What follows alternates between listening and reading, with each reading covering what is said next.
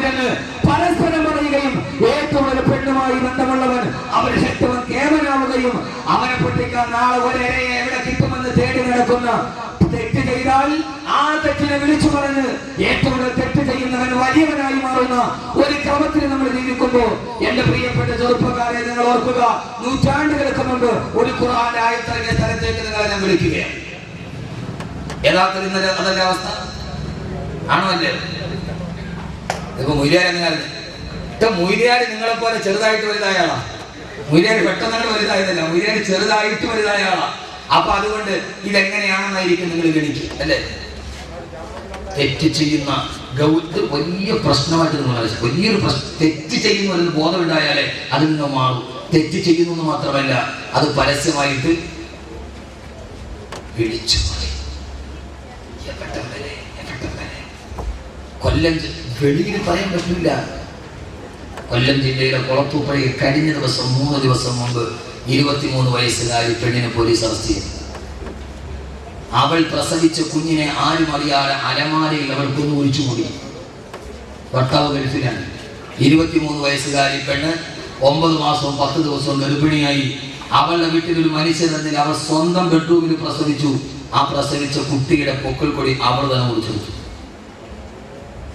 ഇത് ആഫ്രിക്കയിലെയും ബ്രിട്ടനിലെയും കഥയല്ല. നിങ്ങൾ ചിന്തിക്ക്, ആ പെണ്ണ് സ്വന്തം ഇതേ മനുഷ്യന്മാരെ നിങ്ങൾക്ക് ഒരു അത്ഭുതം തോന്നണില്ലേ?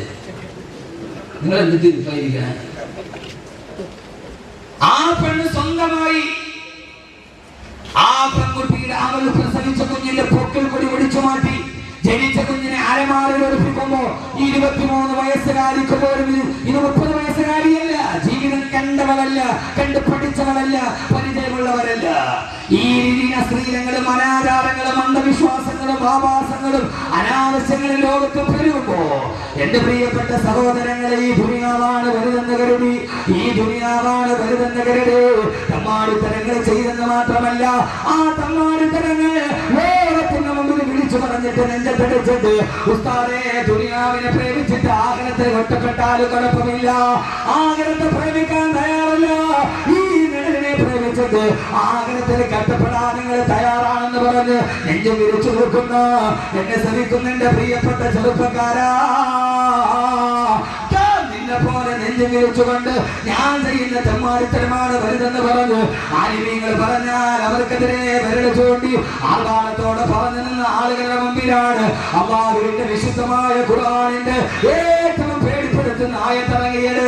വിശുദ്ധമായ ഖുർആനിന്റെ 6666 ആയത്തുകളെ ഏറ്റവും പേടിപ്പെടുത്തുന്ന ആയത്ത് ഖുർആനിലെ ഏറ്റവും പേടിപ്പെടുത്തുന്ന ആയത്തിറങ്ങിയത്. കർബാലയത്തിന്റെ ഭർത്താവിനെ ചാരി ഇരുന്നിട്ട് തങ്ങൾ ചെയ്യുന്ന തെമ്മാടിത്തരത്തെ വിളിച്ചു പറഞ്ഞിട്ട് നേരെ നോക്കിയിട്ട് എടാ മുഹമ്മദേ, ഞങ്ങളെ ഉപദേശിക്കാൻ നീ ആരടാ, ഞങ്ങൾ ഇനി ചെയ്യുമടാ എന്ന് പറഞ്ഞിട്ട് വാഹിയാണ്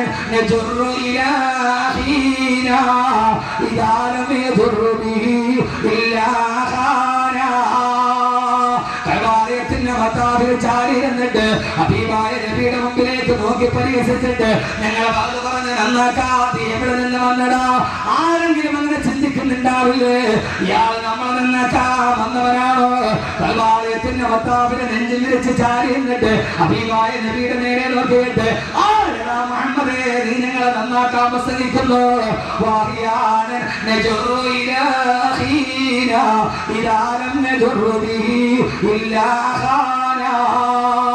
ഒരു ചെറുപ്പക്കാരൻ വിളിച്ചു പറഞ്ഞു, ഇന്ന് രാവിലെ മുതൽ ഞാൻ വ്യഭിചരിക്കാൻ വേണ്ടി നടന്നു, ധാരാളം പെണ്ണുങ്ങളുമായി ഞാൻ കിടപ്പുറ പങ്കിട്ടുണ്ട്. ഇന്ന് രാവിലെ വ്യഭിചരിക്കാൻ ഒരു പെണ്ണിനെ തേടി നടന്നിട്ട് ഒരു പെണ്ണിനെ പോലും കിട്ടാതെ വൈകുന്നേരം വീട്ടിലേക്ക് തിരിച്ചു വരുമ്പോ ഒരു ദിവസം വ്യഭിചരിക്കാൻ എനിക്ക് ഉറക്കം വരില്ല. അങ്ങനെ നിരാശയോടെ നടന്നു വരുമ്പോ എന്റെ സഹോദരന്റെ ഭാര്യയെ കണ്ടപ്പോ അവളെ പിടിച്ചുകൊണ്ടുപോയി കിടപ്പുറയിട്ട് ഞാൻ വ്യഭിചരിച്ചെന്ന് കൽവാലയത്തിന്റെ ഭർത്താവിനെ ചാരി നിന്ന് വീരവാദം മുഴക്കിയപ്പോ മറ്റൊരുത്തൻ പറഞ്ഞതെന്നറിയോ,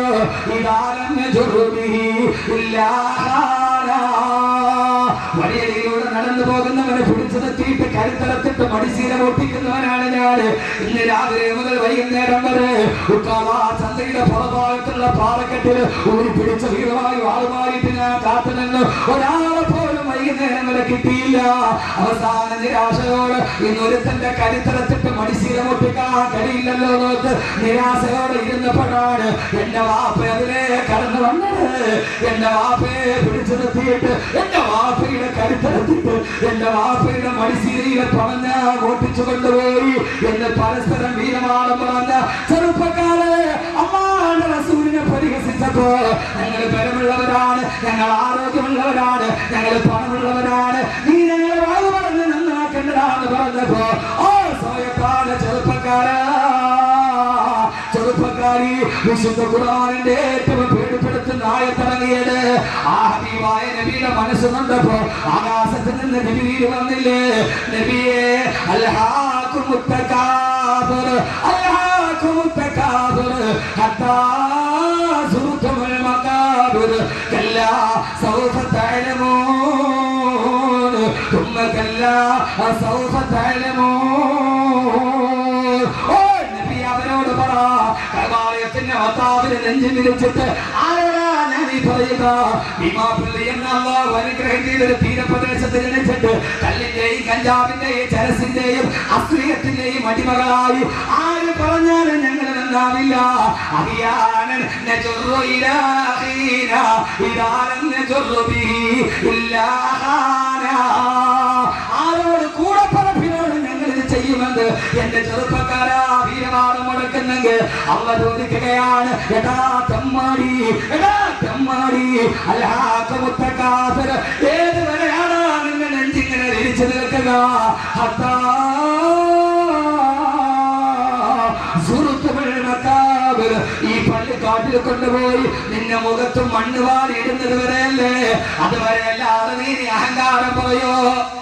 ഏതുവരെയാ?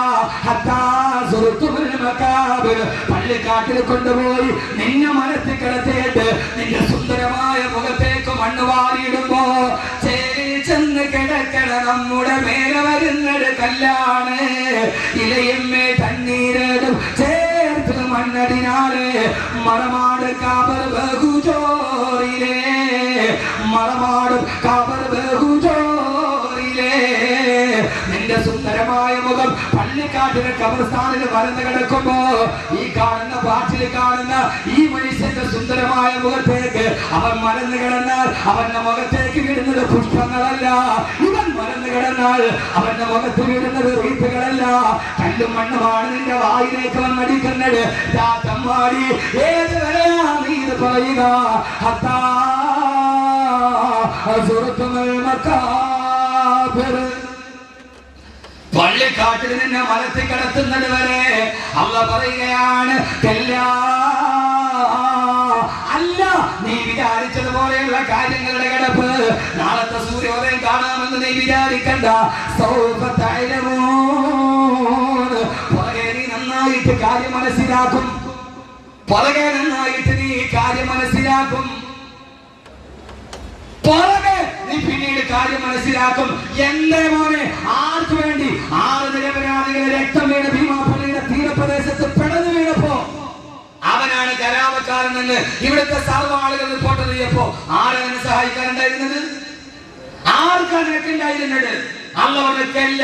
നീ വിചാരിക്കുന്നത് പോലെയല്ല ഈ ദുനിയാവിന്റെ പോക്ക്. ഇതിനെ സൃഷ്ടിച്ചത് ഞാനാണ്, ഇതിനെ കൊണ്ടുപോകുന്നതും ഞാനാണ് എന്ന് അല്ലാഹു സുബ്ഹാനഹു വ തആല പറയുമ്പോൾ ഈ ദുനിയാവ് അസലും മതൂബും ബിത്തൗമി വിഷം പുരട്ട അമ്പാണ് എന്ന് നബി.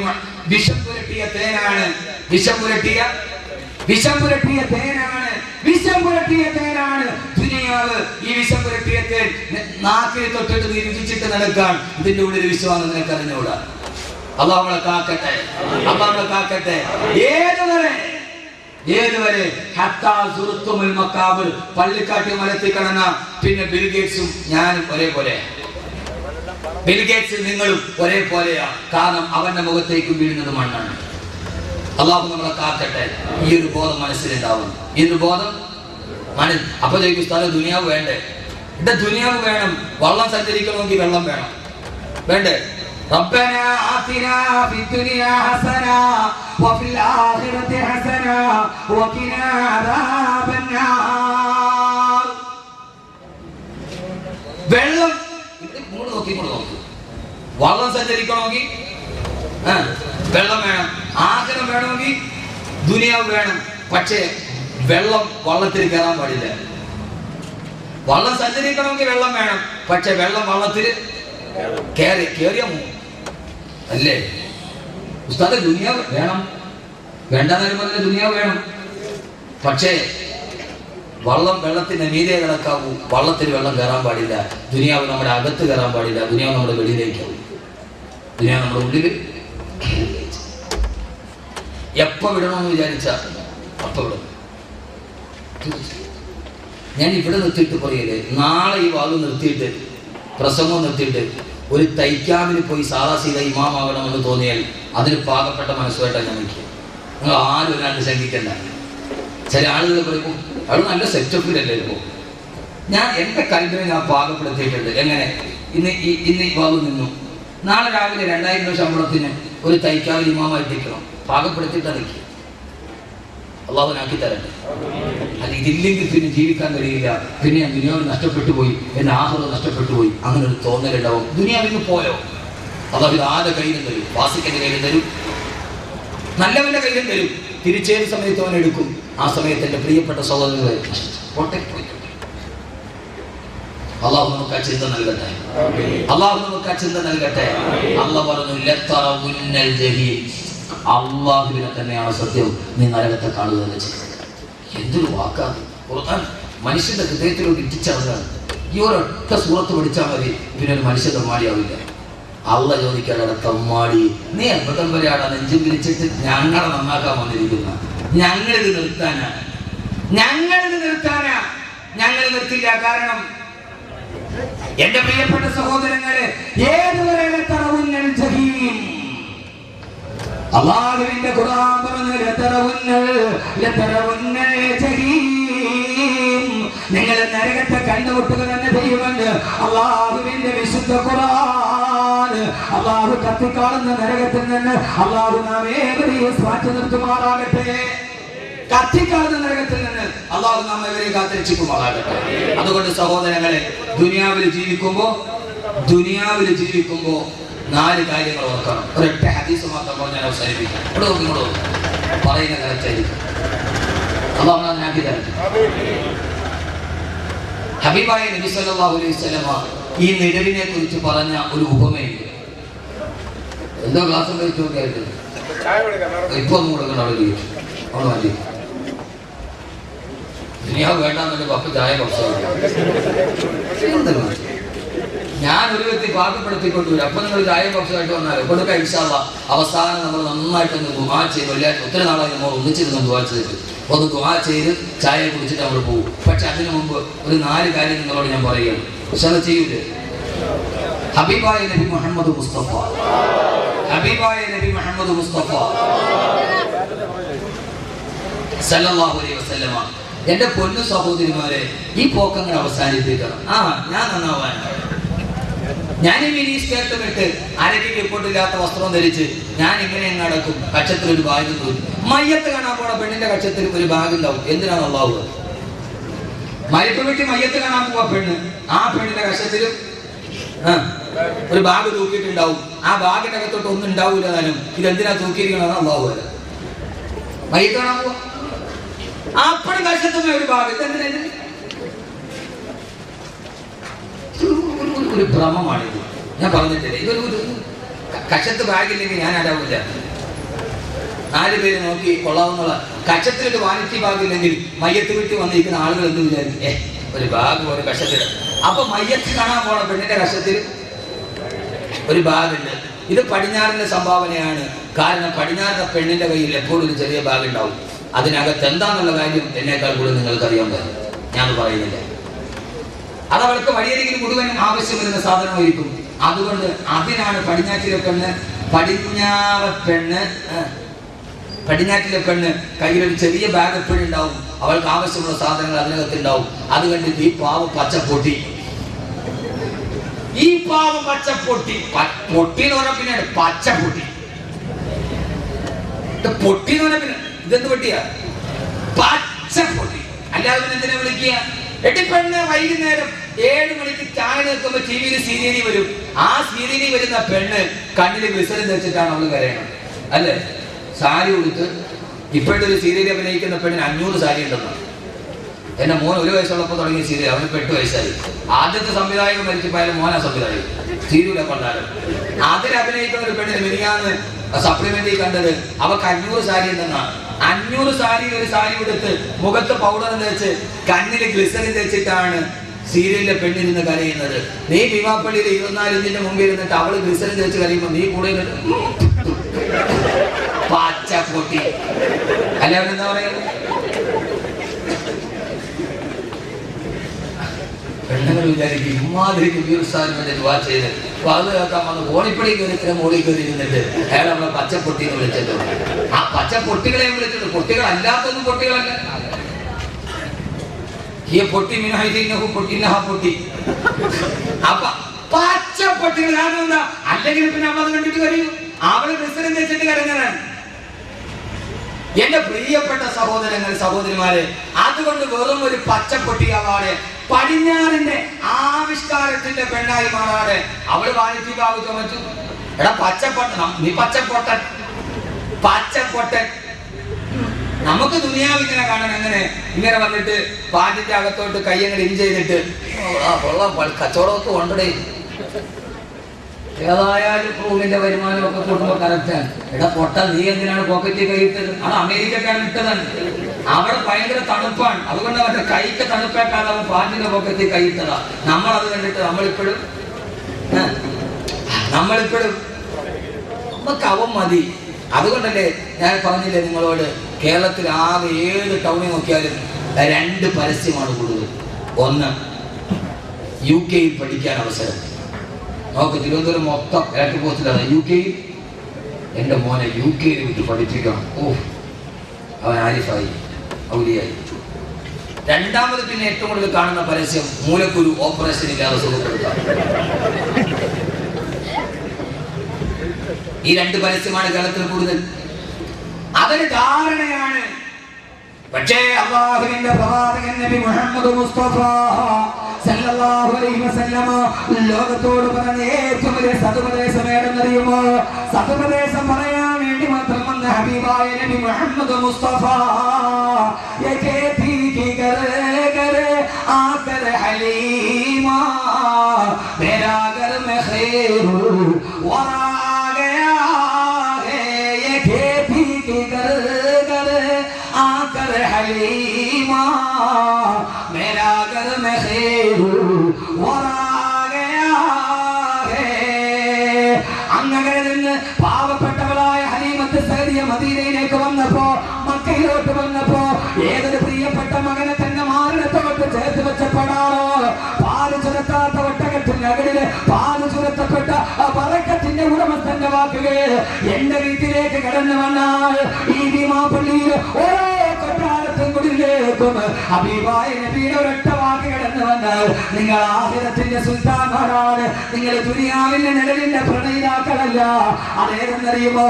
ലോകത്ത് മുഴുവനും ജീവിക്കാൻ ആഗ്രഹിക്കുന്ന മനുഷ്യനോട് അല്ലാഹുവിന്റെ റസൂൽ പറഞ്ഞു,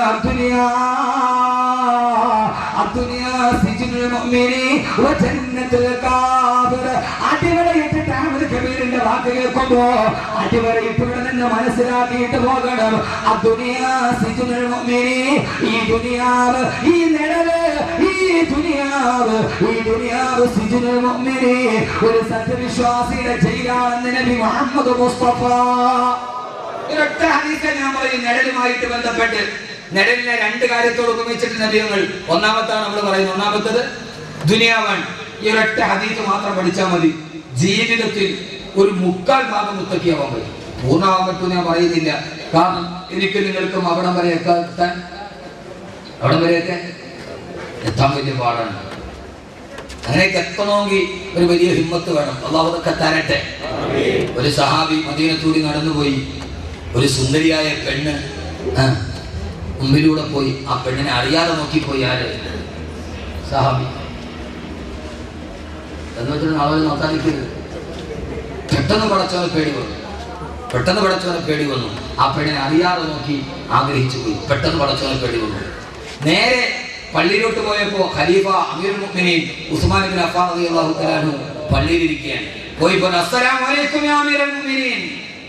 ആ സമയത്ത് സലാം എന്നായിട്ട് മടക്കിയില്ല. എന്റെ അമീറുൽ മുഅ്മിനീൻ സലാം എന്നായിട്ട് മടക്കാത്തതെന്താ? ആഖിറത്തിന്റെ ആളുകളാണെന്ന് പറഞ്ഞു നടക്കുകയാണ്.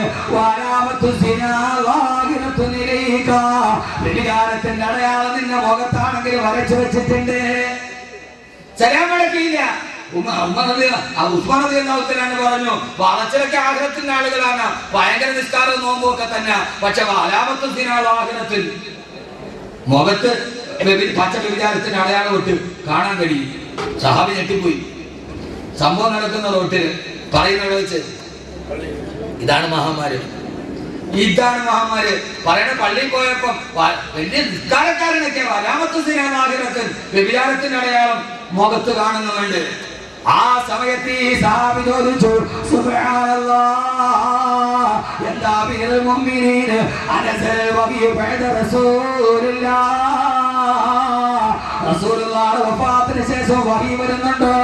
എങ്ങനെയാ മുടിൽ വെച്ചൊരു പെണ്ണിനെ ഞാൻ നോക്കിയ കാര്യം എങ്ങനെയാ നിങ്ങൾ അറിഞ്ഞത്? അമീറുൽ മുഅ്മിനീൻ അനസൽ വബി ബഅദ റസൂലുള്ളാഹിക്ക് ശേഷം വഹി വരുന്നില്ല.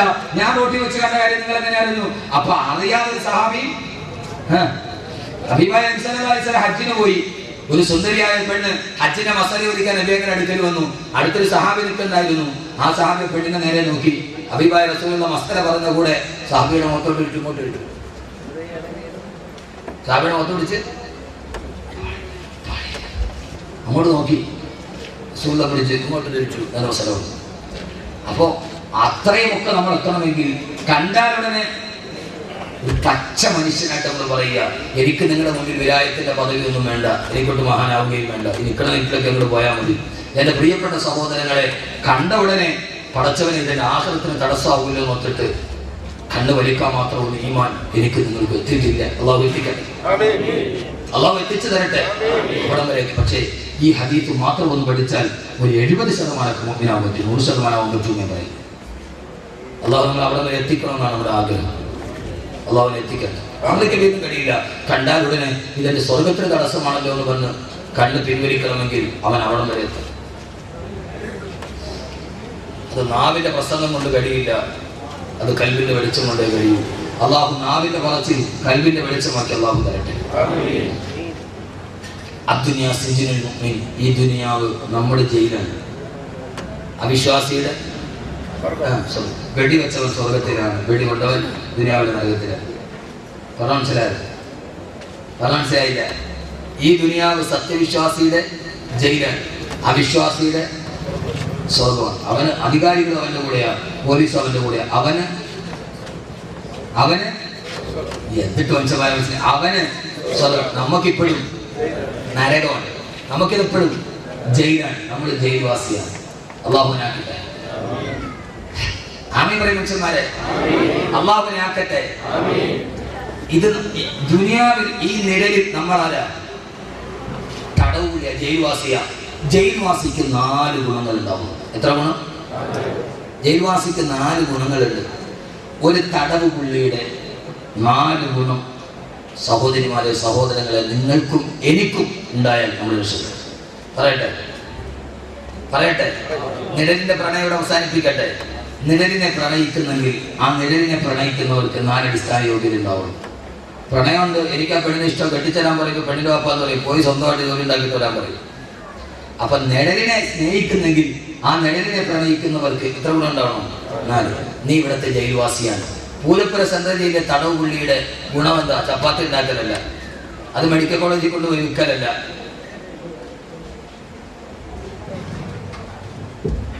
ജയിൽവാസിക്ക് 2 ഗുണം, 4 ഗുണമുണ്ട്. 1 ഇത്താഅത്ത്. അതുകൊണ്ടാണ് എപ്പിതങ്ങൾ ജയിൽവാസിയോട് നമ്മെ ഉപമിച്ചത് ദുനിയാവിൽ താമസിക്കുന്നവരോട്. 1 ഇത്താഅത്ത്, വഴിപ്പെടുക. ജയിൽവാസി എത്ര വലിയവനാണെങ്കിലും, ഇനി സാക്ഷാൽ സ്വർണം കടത്തിയ വയസ്സാണെങ്കിലും ജയിലിൽ പോയാൽ ജയിൽ വാർഡനെ അനുസരിച്ചേ പറ്റൂ. ജയിൽവാസിയുടെ ഏറ്റവും പ്രധാനപ്പെട്ട ഗുണം അനുസരിക്കുക. സമയത്ത് പ്ലേറ്റ് മുട്ടും വന്ന് കഴിക്കുക, കുന്താലി എടുത്തു കൊടുത്താൽ വെട്ടുക. അതിപ്പോ കാലിത്തീറ്റയിൽ പോയ ലാലുവായിട്ട് കാര്യമില്ല. ലാലു പ്രസാദിന്റെ ഇനി ജോലി 18 വർഷം മുമ്പ് പ്രോസിക്യൂട്ട് ചെയ്ത ആൾ, 18 വർഷം മുമ്പ് ശിക്ഷ വിധിക്കാൻ പ്രോസിക്യൂട്ട് ചെയ്യപ്പെട്ട ആളാണ് ലാലു പ്രസാദ് യാദവ്. 18 വർഷം മുമ്പ് പ്രോസിക്യൂട്ട് ചെയ്തിട്ടും അയാളെ ശിക്ഷിച്ചത് ഇപ്പോഴും മസൂദ് അല്ലെ, എംപിയുടെ പേരെന്താ ഇപ്പൊ ജയിലിപ്പോയ എം പി റഷീദ് മസൂദ്, 44-ാമത്തെ വയസ്സിലാണ് അയാൾ കുറ്റം ചെയ്തത്. അയാളെ ശിക്ഷിക്കുന്നത് 85-ാമത്തെ വയസ്സിലാണ്, 41 വർഷത്തിന് ശേഷം. അയാൾ ചെയ്ത തെറ്റിന്റെ ശിക്ഷ അനുഭവിക്കണമെങ്കിൽ അയാളുടെ യൗവനത്തിലാണ് അയാൾ ജയിലിൽ കിടക്കേണ്ടത്. ഇനി എല്ലാ ചോരനീരും വെച്ചിട്ട് 41 വർഷം ഇനിയല്ല ചെയ്യേണ്ടത്. ഇതാണ് ദുനിയാവിന്റെ കോടതിയുടെ പരിമിതി. ലാലു പ്രസാദ് ഭാര്യ മുഖ്യമന്ത്രിയായിരിക്കുമ്പോൾ ലാലു പ്രസാദ് ജയിലിൽ കിടക്കണം, അതാണ് നീതി. ഇത് ദുനിയാവിന്റെ കോടതി ഇങ്ങനെയൊക്കെ തന്നെ. പക്ഷേ ഈ ലാലുവാണെങ്കിലും ഈ താഴ്ത്തു വേണം. ജയിൽവാസിയുടെ ഒന്നാമത്തെ ഗുണം എന്താ? ജയിൽവാസിയെ പോലെ ആകണ സഹോദരങ്ങളെ, സഹോദരിമാരെ, ഇത്താഴത്ത് വഴിപ്പെടണം. ഈ ദുനിയാവിൽ ജീവിക്കുമ്പോ വഴിപ്പെടണം. ആരെയാ വഴിപ്പെടേണ്ടത്?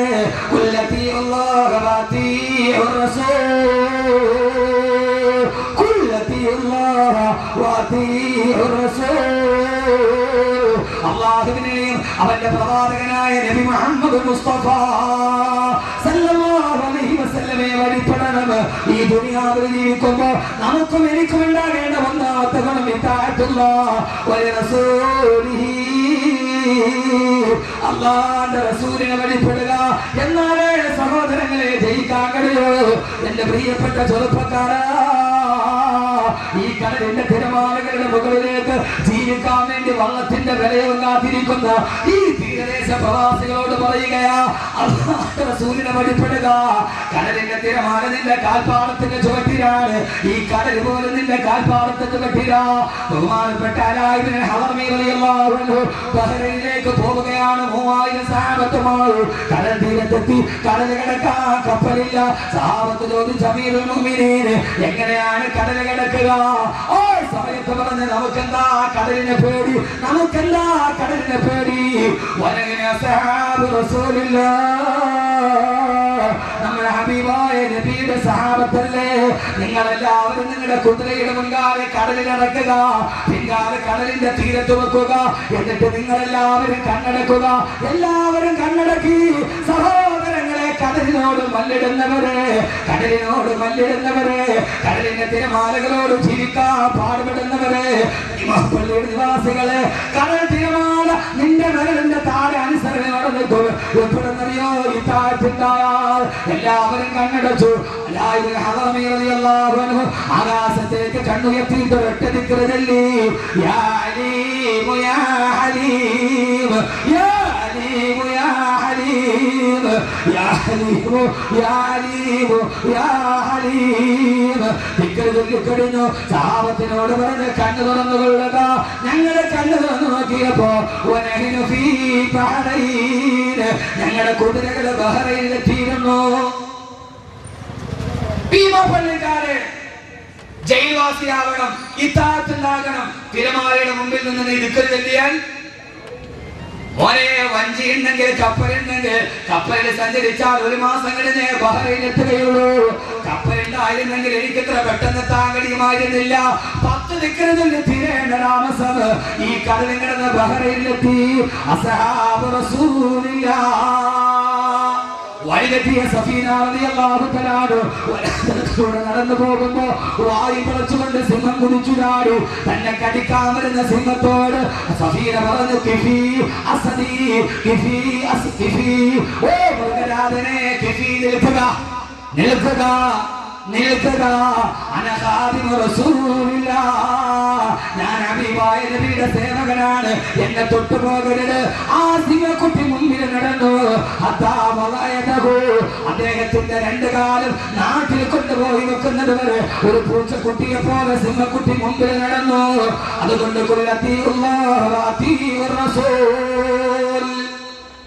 ഒന്ന് ഇത്താഅത്തുണ്ടാകണം. ആരനുസരിക്കണം? ആരനുസരിക്കണം?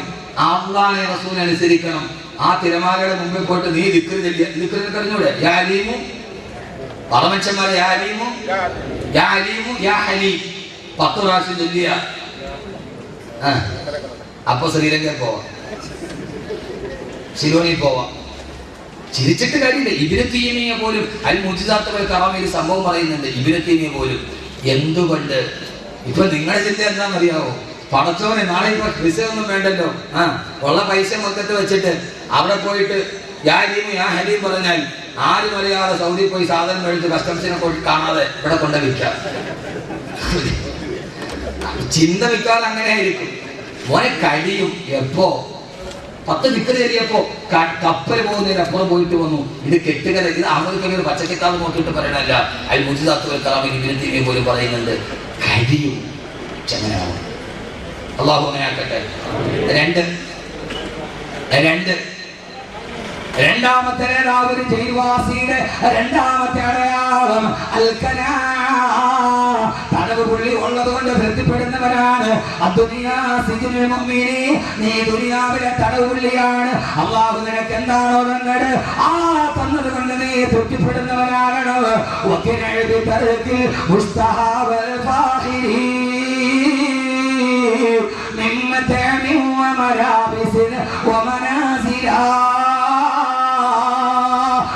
സഹോദരിമാരെ, അള്ള തന്നത് ചറ്റപ്പുരയാണോ? അതുകൊണ്ട് തൃപ്തിപ്പെടാൻ കഴിയണം. പലിശ മേടിച്ചിട്ട് വലുതാകാൻ തോൽക്കരുത്, ചീത്ത കളിച്ചിട്ട് വലുതാകാൻ നോക്കരുത്. ജയിൽ പുള്ളിയുടെ രണ്ടാമത്തെ ഗുണം, അവൻ ജയിലിൽ കൊടുക്കുന്ന ഭക്ഷണം എന്താണ് അത് ഉള്ളത് കൊണ്ട് തൃപ്തിപ്പെടുന്നവനാണ്. ജയിൽ പുള്ളിയുടെ രണ്ടാമത്തെ ഗുണം അൽക്കനാ.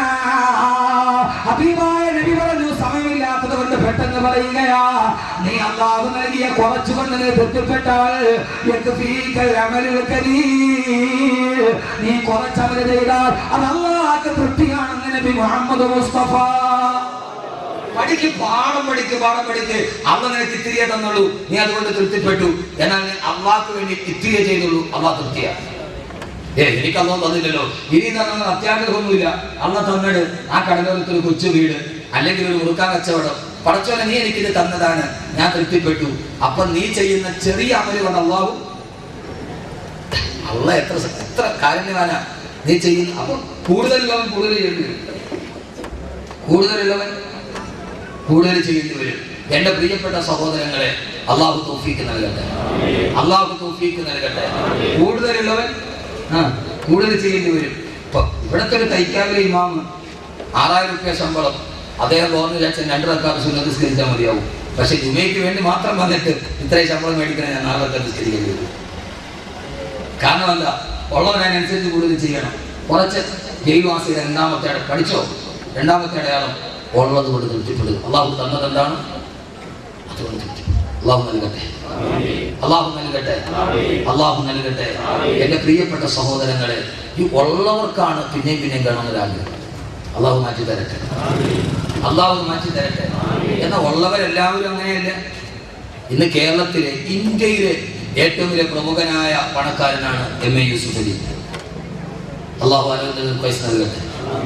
അദ്ദേഹവുമായി അടുത്ത ആളുകൾ ചില ഗുണങ്ങൾ അദ്ദേഹത്തിനോട് പറഞ്ഞു. എനിക്ക് അദ്ദേഹത്തിന് പണം കണ്ടിട്ടല്ല, അടുത്ത ആളുകൾ എന്നോട് പറഞ്ഞു, ഉസ്താദേ അദ്ദേഹത്തിന് കുറച്ച് ഗുണമുണ്ട്. എവിടെയാണോ ബാങ്ക് വിളിക്കുക അവിടെ നിസ്കരിച്ചിരിക്കുക. ബാങ്ക് വിളിച്ചാൽ പിന്നെ യാത്ര ചെയ്യും. അദ്ദേഹത്തിന് അടുക്കൽ ഒരു ഫംഗ്ഷന് പോയാൽ ഞാൻ വളരെ ഇഷ്ടപ്പെട്ട ഒരു ഗുണമാണ്. അദ്ദേഹം പറയും അസറിന് ശേഷം വരാം, മഗ്രിബിന് ശേഷം വരാം, അല്ലെങ്കിൽ സുബൈക്ക് ശേഷം ആക്കിക്കും. നമ്മൾ പറയും ഒരു മോലാലിയുടെ അടുക്കൽ പോയിട്ട് ഒരു ഉൾക്കാരണം വരുമോ? ആഫ്റ്റർ 4 o'clock, ബിഫോർ അല്ലെങ്കിൽ 4, നിങ്ങൾക്ക് തെറ്റായിരിക്കും ശരിയാണ്. അപ്പോ സുബൈക്ക് ശേഷം, അസറിന് ശേഷം അതൊരു ജീവിതത്തിന്റെ ചിന്തയാണ്. ഞാൻ പറയും അസറിന് ശേഷം, പലപ്പോഴും ഞാൻ പറയും 9:30 ശേഷം, മഗ്രിബിന് ശേഷം, അസറിന് ശേഷം അതൊരു ജീവിതത്തിൽ ഉണ്ടാകുന്ന ഒരു പ്രതിഫലത്തിൻ്റെത്. അങ്ങനെ ജീവിതത്തിൽ നമ്മൾ സൂക്ഷിക്കുന്ന ചില മൂല്യങ്ങൾ അത് എവിടെ എത്തിയാലും നമ്മൾ വിട്ടുവീഴ്ച ചെയ്യാതിരിക്കും. അതുകൊണ്ടാണ് പോപ്പ് ഗായകൻ മുസ്ലിമായി പ്ലെയിനിൽ കയറിയപ്പോൾ പറഞ്ഞു താടി വടിക്കണം. അദ്ദേഹം പറഞ്ഞു ഇല്ല, ഞാൻ താടി വടിക്കില്ല.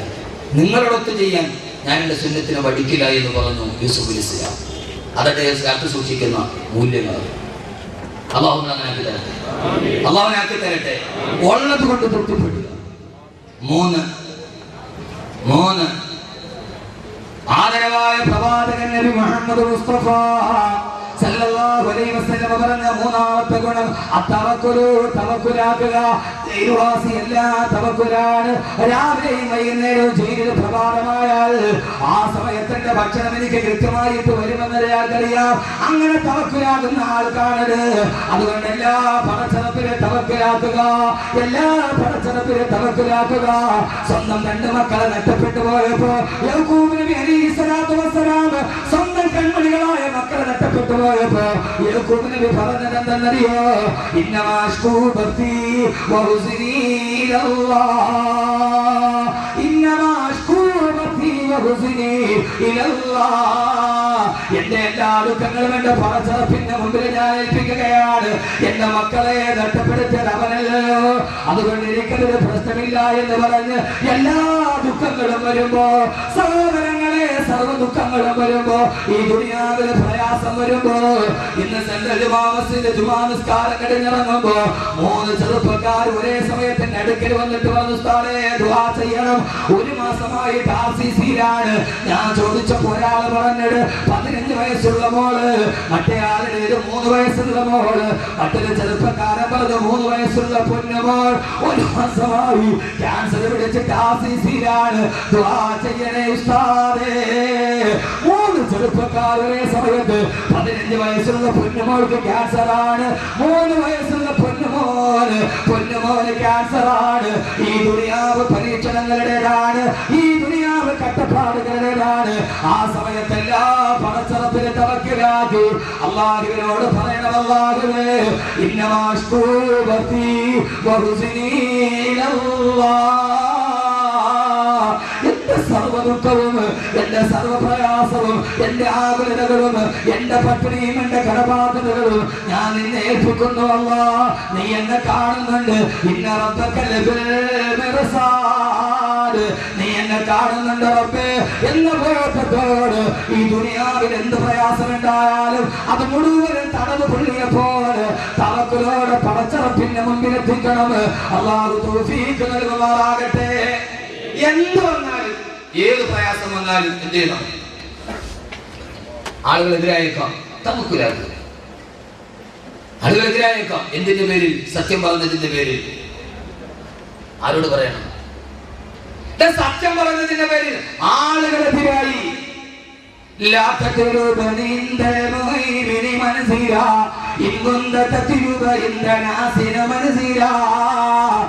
കേൾക്കാൻ വരുന്നവരുടെ മുമ്പ്, നിന്നെ കാണാൻ വരുന്നവരുടെ മുമ്പ്, നിന്നെ സ്നേഹിക്കുന്നവരുടെ മുമ്പ് അവരവരുടെ തൊട്ടിക്ക് വേണ്ടി നീ എന്തെങ്കിലും ചെയ്താൽ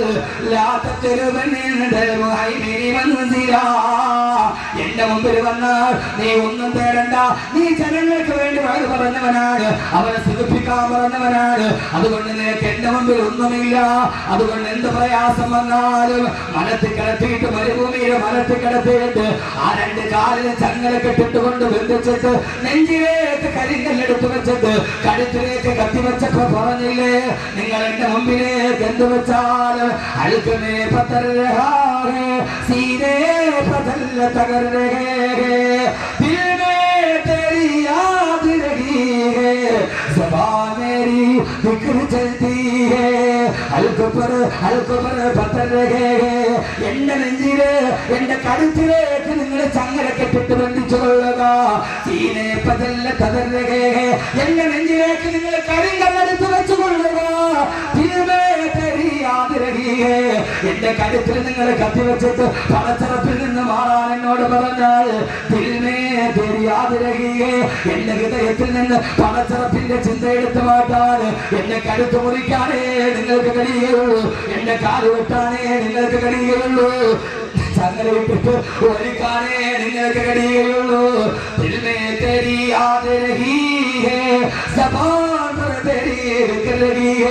എന്റെ ഹൃദയത്തിന്റെ ഉള്ളിൽ നിന്ന് റബ്ബിനെ മാറ്റിക്കളയാൻ, എന്റെ നാവിൽ നിന്ന് അല്ലാഹുവിനെ ദിക്റിനെ മാറ്റാൻ നിങ്ങൾക്ക് ഇടയില്ലെന്ന് മല നീളുന്ന തുമയത്തുവിനെ ഹലബിനോട് പറഞ്ഞില്ലേ? കരുത്തവനായ ബിലാൽ പറഞ്ഞു ഉമയ്യത്തിനോട്, എന്റെ നെഞ്ചിൽ കല്ല് വെക്കാനല്ലേ നിനക്ക് പറ്റൂ, എന്റെ കഴുത്ത് വെട്ടാനല്ലേ നിനക്ക് പറ്റൂ, ചാട്ടവാ സാറിന് ചതിക്കാനല്ലേ പറ്റൂ. എന്റെ ഹൃദയത്തിലിരിക്കുന്ന എന്റെ നെഞ്ചിന്റെ മുകളിലെ കല്ലിരിക്കുകയുള്ളൂ. എന്റെ ഹൃദയത്തിൽ നെഞ്ചിന്റെ ഒരു ഹൃദയമുണ്ട്. അതിൽ നിന്ന് എന്റെ റബ്ബിനെ കളയാൻ ഉമയ്യത്തെ നിനക്ക് കഴിയില്ല. ഏത് പച്ച പരിഷ്കാരി വന്നാലും എന്റെ പ്രിയപ്പെട്ട പെങ്ങളെ ഹൃദയത്തിന്റെ ഉള്ളിൽ നിന്ന് പടച്ചറപ്പിന്റെ കളയരുത്. മുത്തവക്കലൻ മുത്തജദ്ദിദൻ ഫീ റിസ്ഖിക തിക തംബി വഅദ റബ്ബി അക്രമ മുഫ്ദിലാ. പടച്ചറപ്പിനെ തവക്കുലാക്കണം. അല്ലാഹു തൗഫീഖ് നൽകട്ടെ. എന്റെ പ്രിയപ്പെട്ട സംഘാടകരായ ചെറുപ്പക്കാരോട് എല്ലാം അല്ലാഹുവിൽ തവക്കുലാക്കണം. നാലാമത്തെ ഗുണം നിർത്തുക. ഇത് മനസ്സിലുണ്ടാവണം. തടവുകളിൽ അബ്ദുനിയാസിന്റെ മുഖ്മിൻ ഹദീസിന്റെ അർത്ഥം പറയുക. നാലാമത്തെ ഗുണം അർജാഉ, ഒരു പ്രതീക്ഷ ഉണ്ടാവും. ഉണ്ടോ? ജയിലിൽ കിടക്കുന്ന തടവുകളിലേക്ക് ഒരു പ്രതീക്ഷയുണ്ട്. എന്നെങ്കിലും ഒരിക്കൽ ഈ അടിയുടെ കൂടി തുറക്കും, ഞാൻ മോചിതനാവും, ഞാൻ മോചിതനാവും. എന്നെങ്കിലും തടവുകളിയുടെ ഗുണം, നാലാമത്തെ ഗുണം പ്രതീക്ഷയാണ്. റജാ എന്താണ്? എന്നെങ്കിലും എന്റെ ശിക്ഷയുടെ കാലാവധി അവസാനിക്കും, ജയിലിന്റെ കവാടം തുറക്കും, ഞാൻ എന്നെങ്കിലും വെളിയിലാവും. നമുക്കും ഒരു റജാ ഉണ്ട്. എന്താ? നമ്മുടെ ജയിലിന്റെ കവാടവും, നമ്മുടെ ഈ ദുനിയാവെന്ന ജയിലിന്റെ കവാടവും തുറന്നു കഴിഞ്ഞാൽ നെഞ്ചിൻ കൂടിന്റെ ഉള്ളിൽ നിന്ന് ആത്മാവ് പുറത്തു വരും. യാ അയ്യത്തുഹൻ നഫ്സുൽ മുത്മഇന്ന ഇർജി ഇലാ റബ്ബികി റാദിയതൻ മർദിയാ ഫദ്ഖുലി ഫീ ഇബാദി വദ്ഖുലി ജന്നതി. കൂടിന്റെ ഉള്ളിൽ നിന്ന് എന്റെ ആത്മാവ് വെളിയിലേക്ക് വരും. എന്റെ ശരീരം കൊണ്ടുപോയി 6 അടി മണ്ണിൽ കൊണ്ടുപോയി വെക്കും. പെരുങ്കല്ല് മുകളിൽ വെച്ചു തൊട്ട് ഓടിയിട്ട് മണ്ണ് വീട്ട് സ്ഥലവും വീട്ട് എല്ലാവരും പിടിമണ്ണ് മാറിയിട്ടിട്ട് എല്ലാവരും എന്റെ നാട്ടിൽ നിന്ന് പോകും. ഞാനാണെങ്കിലോ ഇലാ റഹ്മത്തില്ലാ, പടച്ചറപ്പിന്റെ മുമ്പിൽ എന്നെ ഹാജരാക്കപ്പെടും. അല്ലാഹു പറയും, യാ ഇബാദി, എന്റെ അടിമകളെ, നിഴലിനെ പ്രണയിക്കാത്തവര് എന്റെ അടുക്കലോട്ട് കടന്നുകൊള്ളുക. ഇനിയാണ് നിങ്ങൾക്ക് തേടിയാൽ നീങ്ങിപ്പോകാത്ത നിഴലുള്ളത്.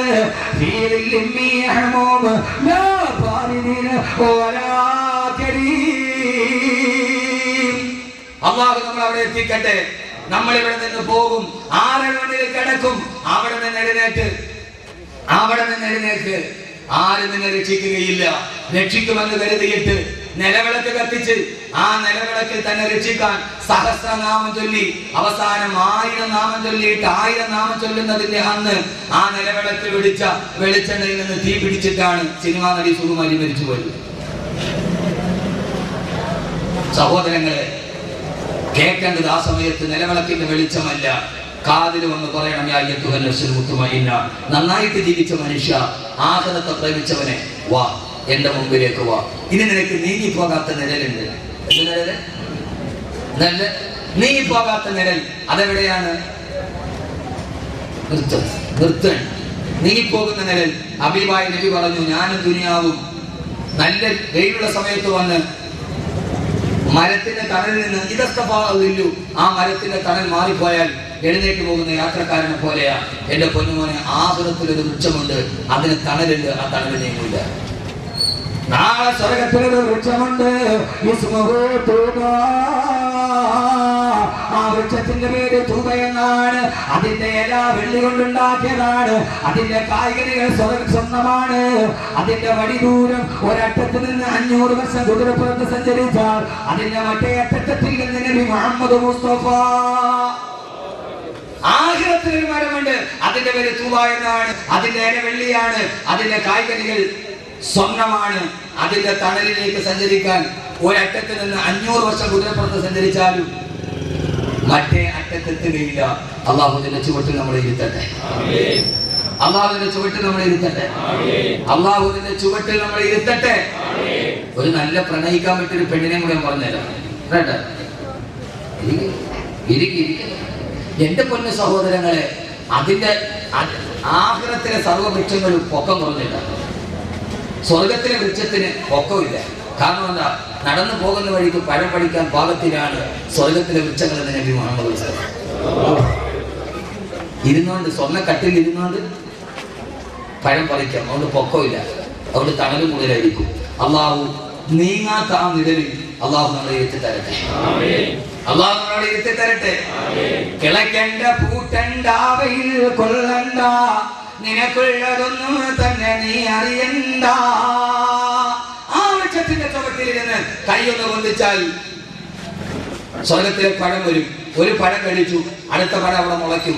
ആദ്യം കഴിച്ച പഴത്തിന്റെ രുചിയല്ല മറ്റേ പഴത്തിന്. ഇപ്പൊ ഇവിടെ ഒരു മാവുണ്ടായി, ഒരു മാമ്പഴം പറിച്ചു നിന്നു, അവിടെ അടുത്ത മുളയ്ക്കും. ആ മാമ്പഴത്തിന് ഈ മാമ്പഴത്തിന് രുചി വ്യത്യാസമുണ്ടോ? ഇല്ല. സ്വർഗവാസി ഒരു പഴം കഴിച്ചാൽ അപ്പൊ തന്നെ അടുത്ത ഒരു പഴം അവിടെ മുളയ്ക്കുന്നതാണ്. പക്ഷെ മുളയ്ക്കുന്ന പഴത്തിന് തിന്ന പഴത്തിന്റെ രുചിയല്ല. മുഖ്തലിഫൻ ഉക്ലുഹാ, മുഖ്തലിഫൻ ഉക്ലുഹാ. ഓരോ മാമ്പഴത്തിനും ഓരോ രുചിയാണെന്ന് അല്ലാഹുവിന്റെ വിശുദ്ധ ഖുർആൻ. അങ്ങനെ ആ വൃക്ഷത്തിന്റെ ചുവട്ടില് നമ്മളിങ്ങനെ ഇരിക്കുമ്പോഴാണ് സഹോദരങ്ങളെ ഒരു സുന്ദരി പെണ്ണ് നടന്നു വരിക. ആ പെണ്ണിന്റെ പേര് ഇസ്മുഹാ ലായിബ. ആ പെണ്ണിന്റെ പേര് ലായിബ എന്നാണ് നബി മുഹമ്മദ് മുസ്തഫ. നമ്മളിങ്ങനെ സ്വർഗത്തിന്റെ വൃക്ഷത്തിന്റെ ചുവട്ടിലിരിക്കുമ്പോഴാണ് സ്വർഗത്തിൽ ഒരു സുന്ദരി പെണ്ണ്, അടിപൊളി ഒരു പെണ്ണ് വന്നു മുമ്പിൽ കൂടെ. സ്വർഗവാസികൾ ഇങ്ങനെ ഇരിക്കുക, അവരുടെ കൂടെ അവരുടെ ഹൂറിമാരുണ്ട്. അപ്പൊ ഒരു പെണ്ണ് വരും, ഇസ്മുഹ. പെണ്ണിന്റെ പേര് അതേതായാലും ഓർമ്മ. പെണ്ണിന്റെ പേര് ലായിബ. രണ്ട് പെണ്ണിന്റെ പേരാണ് ഹബീബായ നബി തങ്ങൾ പറഞ്ഞിട്ടുള്ളത്. ഒന്ന് ഇസ്മുഹ ഐന. ഐന എന്ന് പറയുന്ന ഒരു പെണ്ണിന്റെ പേര് പറയുന്നുണ്ട്. രണ്ടാമത്തെ ലായിബ. ആ പെണ്ണൊന്ന് ചിരിച്ചാൽ ആ പെണ്ണിന്റെ മുൻപല്ലിന്റെ പ്രകാശം